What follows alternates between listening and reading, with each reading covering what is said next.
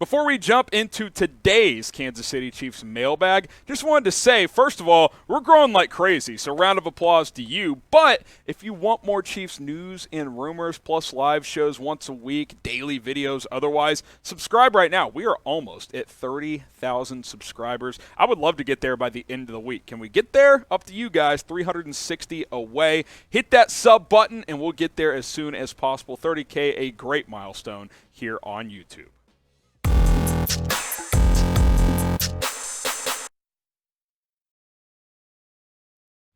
BBB. The draft was very good. I'm your host, Harrison Graham, by the way. I like that we prioritized defense and then did more with the offense later on. Now we have Justyn Ross, who's begging for a season with that injury. No joke. We could do amazing. Love the draft. I think the Chiefs were an undisputed top 5 draft this year. Some have them in their top 3.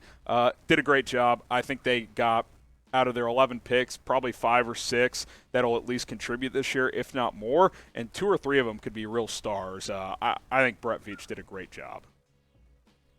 Wyatt, we need to sign OBJ. I didn't include him on my free agent targets because, I don't know when he's going to be back. Now, I'm not opposed.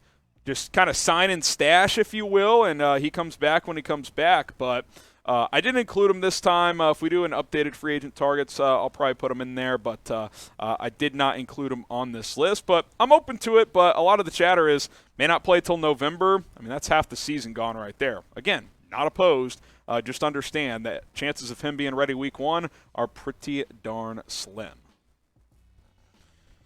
Jerry Nails, is that Jimmy Screw's cousin? Loved Brett Veach's draft, but still feel like we could use help on the defensive line. Who should Kansas City sign? Well, during our free agent targets video, we talked about guys like Ndamukong Suh, Jadeveon Clowney as potential players, Akeem Hicks, Larry Ogunjobi. I would love Clowney on this defense. I think that would kind of be the final piece to the puzzle potentially there.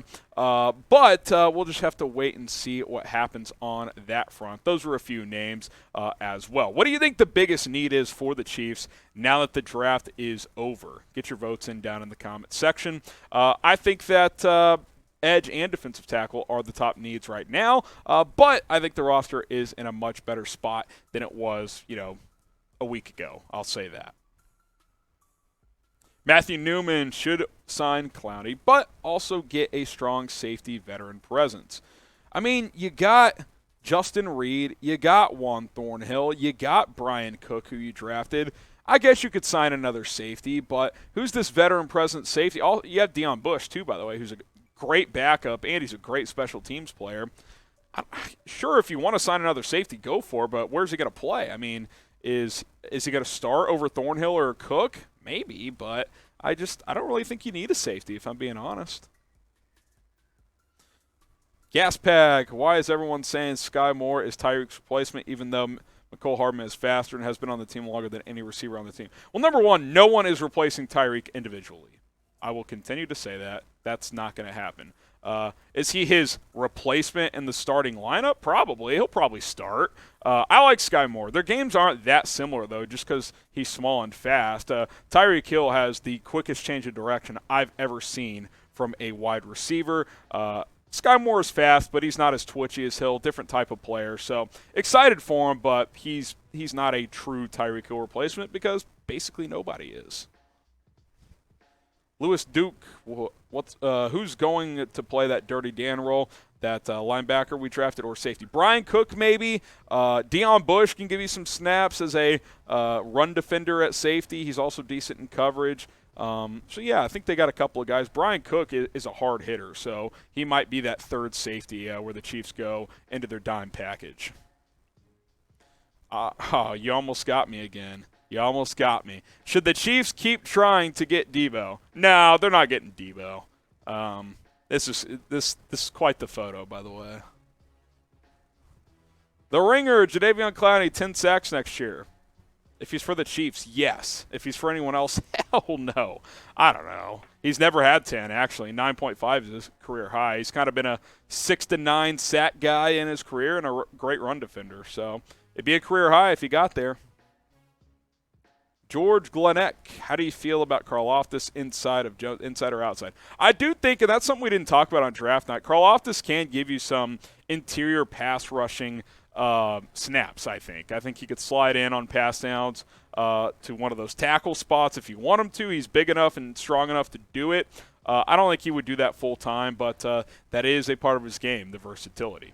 Now, Chiefs Kingdom, follow us on Rumble. You might be watching today's video on Rumble. If you are, thank you. If not, go follow us over there as we continue to publish more content on that platform, uncensored content from your boy here. And by the way, help us reach 2,000 followers. We're just over 100 away. We would be one of the fastest channels at Chat Sports to 2,000 followers here on Rumble. So if you want to be a part of that, make it a competition and catch up to the Raiders because they lapped us recently. Rumble.com/ChiefsTV. That link is in the comments and in the description of this video. Alan Levy, how do you think the Chiefs will use Justyn Ross? I think they just want to kind of see him first. Now, he's definitely an outside receiver, big, strong, doesn't have great speed, but he's got really good hands. I think he's kind of one of those X-type receivers, big physical guy. He's not going to get a ton of separation, so he's going to have to win those 50-50 balls. Honestly, he's kind of a slower Josh Gordon stylistically. They have actually fairly similar games. Tay says, hey, Harrison, what do you think of our wide receiver depth so far, and who do you think will make the 53? If you're talking about at receiver, the depth is great. Juju, Hardman, Valdez-Scantling. You've got Skyy Moore now. I think that's a good top 4. I don't know if any of them are a true number 1, but they're all like 2s and 3s, a lot of depth there. I think Josh Gordon, if he makes this team, could be better this year with a full offseason and working with Mahomes. You just added Justyn Ross. You've got Cornell Powell, so you've got plenty of depth. The question is, can you have that one guy that's going to consistently beat man coverage because you're going to need that. Obviously, you have Travis Kelce at tight end, so he's going to be your man coverage beater. But if teams double Kelce consistently, do you have a guy that can consistently beat defenses? We're going to find out. Bergen L, could the Chiefs use Leo Chenal as a part-time edge rusher if kind of like Micah Parsons? It's possible. He's a good blitzer. Now, let's be very clear. He is not Micah Parsons. Parsons is a much faster defender, a better athlete, and just a better player, period. But he's also one of the best defensive players in the league already. You don't need him to be Micah Parsons. But I get what you're saying. In terms of role, I could see that, where they move him around. He puts his hand in the dirt from time to time, or maybe just lines up as a stand-up edge rusher. I could see that happen from Steve Spagnuolo. I hope Spags this year compared to last year, I think this is one of my biggest complaints, is willing to be more adaptable and try different things. It seemed like last year he just rolled with the guys from week 1 throughout and didn't really change that much. And I think he's got to be willing to adjust more, not just schematically, but with player personnel as well. Who do you guys think will win the AFC West this year? Type KC if you think it's going to be the Chiefs. Type LV if you think it's going to be the Raiders. Ooh. Type LAC if you think it'll be the Chargers. Type DEN if you think it'll be the Denver Broncos. MDB, why did we give up on McKinnon? He played great when given snaps. Thanks for the super chat, by the way. $10, awesome. I don't know. I mean, I don't know if they've given up on him or if they're just going in a different direction. I would still be open to bringing him back because I'm with you. In the playoffs, he was this team's best back. He really was. Now, I like Darrell Williams too. I'd be open to bringing him back, but I am a little surprised that both those guys appear to be gone. But they're still free agents, so we'll see what happens. G77 Davis, do you believe the tight ends behind Travis Kelce are the answer we need or want? As long-term starter options, I don't necessarily believe that, but as backups and guys who can be tight end 2, 3, 4 this year, yeah, I think you can get by with what you have. Blake Bell, he knows his role. He's a good blocker. He does that occasional QB sneak thing where he goes in motion and on 4th and inches, 3rd and inches, gets that yard for you, thanks to his quarterback experience. Noah Gray, I thought, got better as the year went on. Curious to see how he continues to develop. And then Jody Fortson. I thought he was starting to turn a corner when he had that Achilles injury. Will he be hampered by that injury this year? You'd have to think that's a setback. But I think you've got good depth behind him. But for a long-term starter, I don't know if you actually have that. But depending on how you're asking that question, those are my answers. Couple more on this Q&A. Damian Alber, which wide receiver on the team should I pick up for fantasy? That's a good question. Like, how would I rank the fantasy receivers this year? If I knew Skyy Moore was going to be a full-time starter and play most of the downs, I might say him. I feel like he'll get a lot of targets. I think Juju's the most upside play. Curious to see if he can get back to that elite form. But I think those two, Hardman and Valdez-Scantling, are all draftable. I don't know if any of them are high-round options, though. Like Kelsey is going to be a top 10 pick in every fantasy draft this year. I'll tell you that. Receiver, middle to the latter rounds. Last question here on this mailbag. Billy B, how do you feel about us getting Lonnie Johnson? Yeah, if you're watching live here on Monday, the Chiefs did trade for Lonnie Johnson. We can flash the trade real quick for anyone who may have missed it. If you're watching later in the week, we'll just kind of recap it here. Not too much to see. I mean, Lonnie Johnson to KC for a conditional 7th in 2024. He's been a part-time starter in 3 seasons for the Texans, had 6 pass breakups last year.